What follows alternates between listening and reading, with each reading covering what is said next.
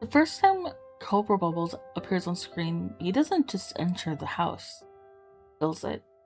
He stands in the doorway, framed in a way that makes him feel less like a person and more like a presence. Large, immovable, official. He's not designed to be frightening in the traditional sense. No villain music, no exaggerated menace, but everything about him communicates authority. The suit, the posture, the clipboard, especially the clipboard, because Cobra Bubbles represent something very specific, a system that does not need to raise its voice to change your life. He introduces himself as a social worker, calmly, professionally, and then he looks around. The camera lingers just enough for you to see what he sees. Dishes in the sink, clutter, the quiet signs of a household that is barely holding itself together. And in that moment, the film does something subtle but devastating. It shifts you into Nani's perspective. You don't just see the mess, you feel the judgment of it. You feel in your chest what Nani feels, which is that this man has the authority to take her sister away. And I think that's why the scene hits so hard for me. I've felt this presence before. I'm the eldest of four. I grew up in a single parent household. My mom was doing everything she could to keep us together, even when everything around her made that difficult. And one day, a neighbor called Child Protective Services on my mom, and they didn't think she was fit to take care of four children. And when they came, the questions were rehearsed, controlled, and calm. Do you eat enough? Does your mom hate you? Does she buy you clothes that fit? And on paper, those are reasonable questions. But when you're a kid sitting there hearing them, they don't feel neutral. They feel like a test. Like my family was being measured. I won't say my mother was perfect. She wasn't. No parent is. But when it came to making sure that we had what we needed, food, clothes, care, my mother always rose to the occasion. Every time. Sometimes late, because money was tight, and sometimes imperfectly, but she showed up nevertheless. And her struggles as a parent didn't come from not caring, nor inadequacy. They came from how she was raised. My mom was very much raised in a belief that children were meant to be seen and not heard, from a world that treated children with disabilities as burdens, and that children shouldn't talk back. My mom was a latchkey kid of the 80s who is now raising four autistic children. Me with ADHD and autism, my brother, the second eldest, with ODD and autism, and the two younger ones also navigating autism and ADHD. And we were not easy, especially me. We were chaotic, curious, and bored in ways that turned into trouble. And we weren't just chaotically as individuals as we operated, we were a team and organized. If there was a bad idea to be had, we would find it, refine it, and execute it together. From the outside, I understand what that may have looked like. We were baggage to many other people that commented, too loud, too messy, too much. And that's the thing about systems like the one that Cobra Bubbles represents. They don't see the inside. They see the outcome. They see the noise, not the reason for it. They see the mess, but not the effort holding it together. But what I remember most from that day, it wasn't the question. It was the fear. Because around this time, this was around 2008 to 2010. There were constant stories on TV about kids being taken away from their families, about the foster care system, about siblings being separated, about orphanages, foster homes, situations where kids disappeared into something unknown. And I was very afraid. And once you hear those stories, you start to imagine yourself in them. That the idea of me and my siblings could be split up and sent to different homes, separated from the only people who truly understood each other. And that wasn't scary, it was unthinkable. Hi, I'm Spectre Claw, and not only will I be relating my life to Lilo and Stitch, but I will be talking about the central story. Now, Lilo and Stitch came out in 2002, and like a lot of people, I watched it growing up, but that hits differently now, especially from what I've just confessed.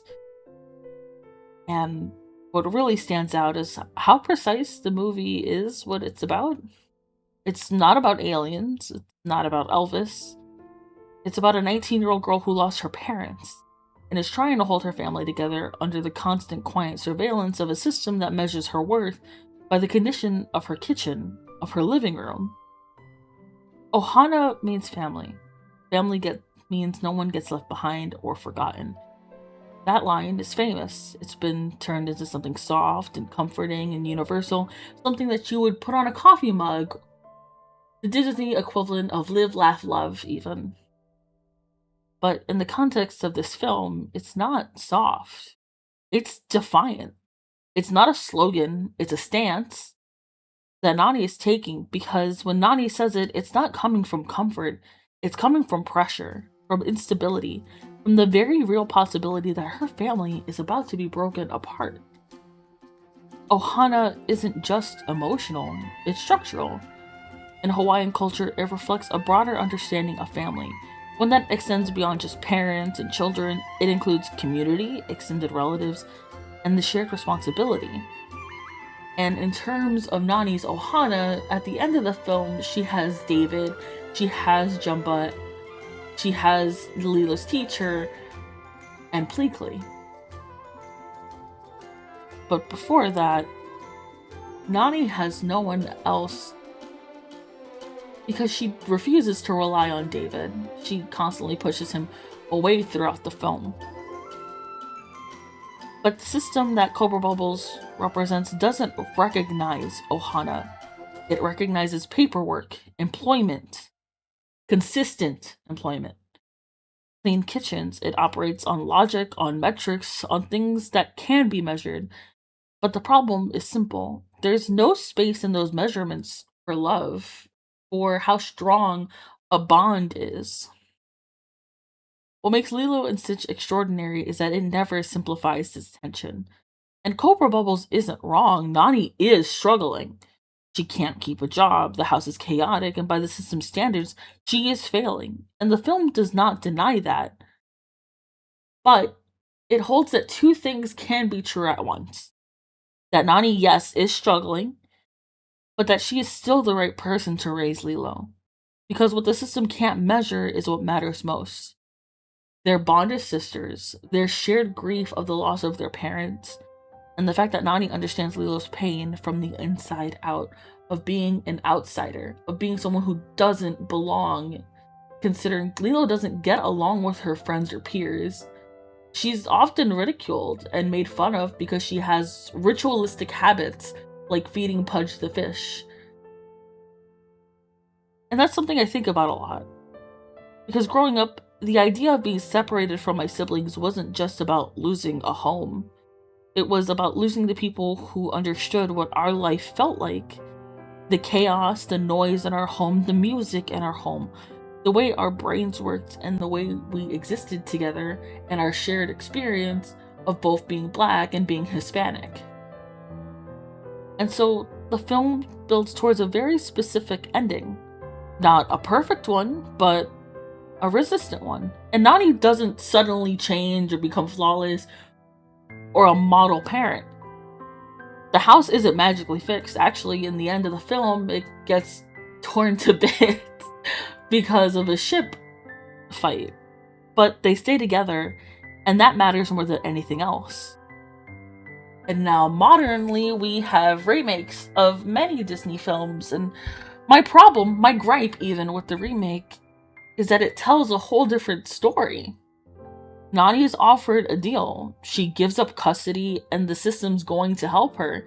And this time she agrees. She leaves and Lilo is placed elsewhere. They stay together. And well, they stay connected, but they're not together anymore. And the film represents this as growth and as the right choice. And they have a sci-fi workaround where there's a portal that Nani can visit at any time. But that change isn't small. It changes the entire rhetoric of what the story believes. Because in the original, separation is the worst case scenario, and separation is not an option. And in the remake, it becomes the solution. And when you've lived even with the possibility of that kind of separation, that shift feels different because the fear was just never about leaving a house. It's about loss, the loss of each other, the family that once was, and the future that could have been.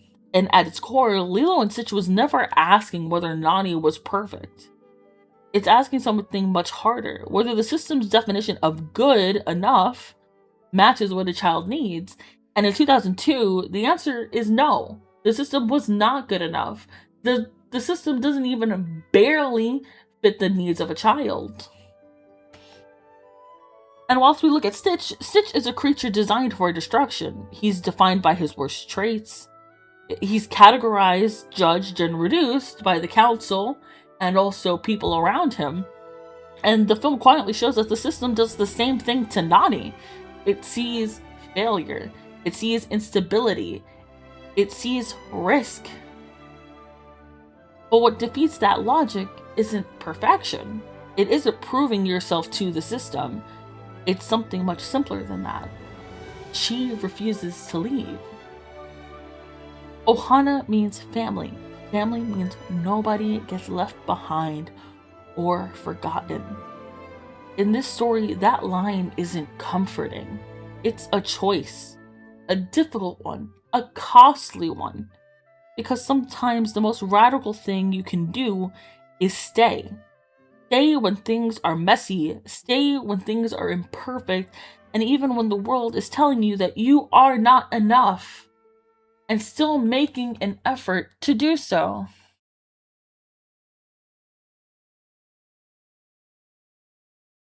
Because love, real love, isn't always clean, but sometimes it's enough to hold things together. And that's what's important. If this resonated with you, let me know in the comments, and I'd love to hear your story. Before I end, I have a special message. Mom, thank you for always doing your best to keep us together. Even when things were hard, it wasn't perfect, but it was full of love, and that's what matters.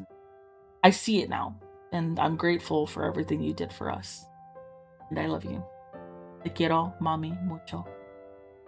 And to the rest of you, don't forget to like and subscribe, and come join my community. Remember, stay chaotic, stay connected. This has been Spectre Claw. Bye-bye.